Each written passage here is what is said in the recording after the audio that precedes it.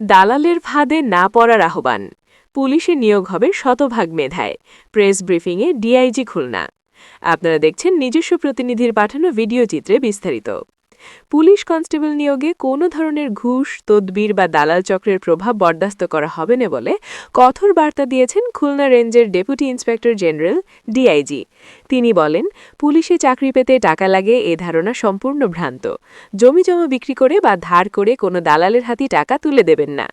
আজ বুধবার 15/4/2026 বেলা 11:30টায় DIG conference রুমে প্রেস ব্রিফিংয়ে তিনি এসব কথা বলেন। নিয়োগ প্রক্রিয়াকে শতভাগ স্বচ্ছ ও মেধাভিত্তিক রাখতে পুলিশের জিরো টলারেন্স নীতির কথাও তুলে ধরেন তিনি।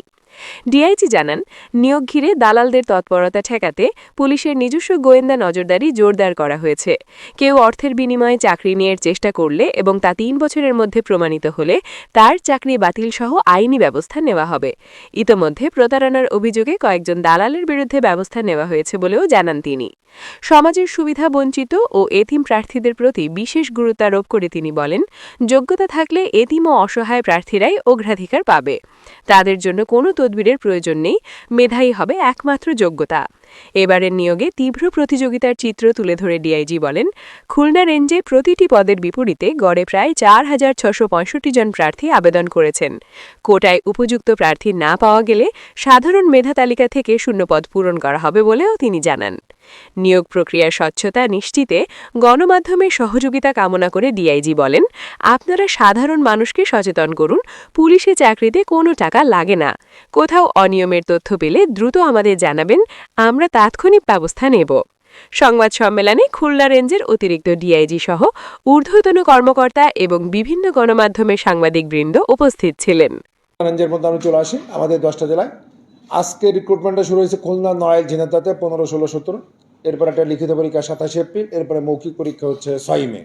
যে ডেট দেওয়া হয়েছে একেবারে সাধারণত এই ডেটগুলো চেঞ্জ হয় না, একেবারে কোনো রাষ্ট্রীয় প্রয়োজন ছাড়া এগুলোর ডেট কখনই আমরা চেঞ্জ করি না, কারণ এগুলো আমরা বিজ্ঞপ্তি আকারে সমস্ত জায়গায় দিয়ে দিই।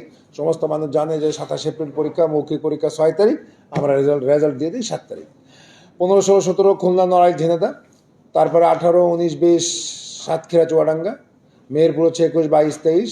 বাগেরহাট, যশোর, কুষ্টিয়া, মাগুরা 24, 25, 26। এই এপ্রিল মাসের মধ্যে এটা শেষ হবে। আর আমাদের টোটাল নিয়োগ প্রক্রিয়াটা শেষ হবে 24 মে। আমরা আশা করি যে জুন মাসের মধ্যে আমাদের এই নতুন যারা রিক্রুট হবে তারা জুন মাসের মধ্যে ট্রেনিংয়ে চলে যাবে।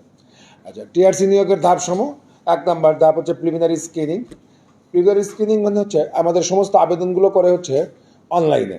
একে যে কেউ করতে পারে, যে কেউ আবেদন করতে পারে। তখন আমাদের যে অটোমেটিক যে পদ্ধতি আছে, এই পদ্ধতির মধ্য দিয়ে এটা ঠিক হয়। যেমন পদ্ধতিগুলো কী কী? এক হচ্ছে তার শারীরিক মাপ লাগে, তাদের ডকুমেন্ট যাচাই লাগে। যখন অটোমেটিকভাবে অনলাইনে সে আবেদন করে তখন তার যে শারীরিক মাপ, শারীরিক যোগ্যতা, শিক্ষাগত যোগ্যতা, তখন এটা অটোমেটিক্যালি স্ক্রিনিং করে যেগুলো ডিসকোয়ালিফাইড সেগুলোর নাম চলে যায়, বাদ যায়, স্কিপ হয়ে যায়, সেগুলো আর থাকে না। 2 হচ্ছে শারীরিক মাপ, ডকুমেন্ট যাচাই করে। তারপরে ফিজিক্যাল এন্ডুরেন্স টেস্ট, পিটি করে। 3য় ধাপে হচ্ছে লিখিত পরীক্ষা। 4র্থ ধাপে হচ্ছে যে মনস্তাত্ত্বিক ও মৌখিক পরীক্ষা। 5ম ধাপে আমরা নির্বাচন করি। 6ষ্ঠ ধাপে পুলিশ ভেরিফিকেশন। 7ম ধাপে হচ্ছে তাদের চূড়ান্তভাবে তারা প্রশিক্ষণের জন্য চলে যায়। এখানে উল্লেখ্য যে আচ্ছা, আমাদের এই মানে কী বলবো, সরকারি যে পদ্ধতি, সরকারি যে নির্দেশনা, এই নির্দেশনা, এই কোটাটা আমরা ফলো করি। একটু দেখেন, মেধাভিত্তিক 93, মুক্তিযোদ্ধা, শহীদ মুক্তিযোদ্ধা, বীরঙ্গনার সন্তান 5%, ক্ষুদ্র নৃগোষ্ঠী 1%, শারীরিক প্রতিবন্ধী এবং তৃতীয় লিঙ্গ হচ্ছে 1%। তো এখন আপনাদের প্রতি একটু অনুরোধ থাকবে, একটু সামনে যাও, এই শারীরিক প্রতিবন্ধী এই এছাড়া আগে দেখবেন যে আমাদের একটা কোটা ছিল পুলিশের, বাবা পুলিশ হইলে তার ছেলেরা পুলিশ কোটা আছে। এই কোটাটা কিন্তু 24 সালের যে অভ্যুত্থানের পরে কিন্তু এই কোটাটা কিন্তু অফ হয়ে গেছে। এখন কিন্তু আমরা এই কোটাটা ফলো করি। পুলিশের ছেলে হিসেবে মানে তার আর কোনো সুযোগ নেই, পুলিশের ছেলে হিসেবে তার মানে হচ্ছে 93% মেধাভিত্তিক কোটা। বাকি কোটাগুলো মুক্তিযোদ্ধা, শহীদ মুক্তিযোদ্ধা, বীরঙ্গনা, ক্ষুদ্র নৃগোষ্ঠী সাধারণত এটা পাওয়া যায় না, এই অঞ্চলের নাই। শারীরিক প্রতিবন্ধী, তৃতীয় লিঙ্গ, এগুলো হচ্ছে ওই সে এসে বললেই যে আমরা প্রতিবন্ধী ভাববো তা কিন্তু না। এর জন্য প্রপার ডকুমেন্টেশন লাগে, সমাজ কল্যাণ মন্ত্রণালয় বা সমাজ কল্যাণ বিভাগ যারা কাজ করে তাদের সার্টিফিকেট লাগে। আমরা এই কোটাটা অনুসরণ করি। নেক্সট, এখন হচ্ছে যে একটু জেনে নিন আর কি, এটা একটু জেনে নিন যে আমাদের যে আজকে আজকে যে প্রথম দিন মানে আজকে যে শুরু হলো 3 দিন ব্যাপী, প্রথমে 3 দিন ব্যাপী। প্রথম দিন আমরা শারীরিক মাপ দেই এবং ডকুমেন্টস আছে। শারীরিক মাপের মধ্যে কী দেই? শারীরিক মাপের মধ্যে তার আমরা হাইট দেই, তার চেস্ট দেই, তার ওজন দেই, তার ওয়েট, মাস ওয়েট, এইটা আজকে তার সমস্ত ডকুমেন্ট চেক করা হয়। তার প্রাথমিকভাবে শারীরিক যে মাপ, এই মাপ চেক করা হয়। দ্বিতীয় দিন হচ্ছে ওই যে পিইটি বলে, ফিজিক্যাল ইন্ডোরেন্স টেস্ট। দৌড় হচ্ছে 200 মিটার একটা দৌড়। এই দৌড়ের ক্ষেত্রে ধরেন 200 মিটার দৌড়, এটা হচ্ছে এই 28 সেকেন্ডে তাকে 200 মিটার ক্রস করতে হবে। আর হচ্ছে নারীদের ক্ষেত্রে, আমাদের যে বোনদের ক্ষেত্রে, তাদেরও দৌড় 200 মিটার, তাদের ক্ষেত্রে টাইমটা একটু বাড়ানো আছে, সেটা হচ্ছে 34 সেকেন্ড। 34 সেকেন্ড। আর এখানে 5 সেকেন্ড হওয়ার কোনো কিছু নেই।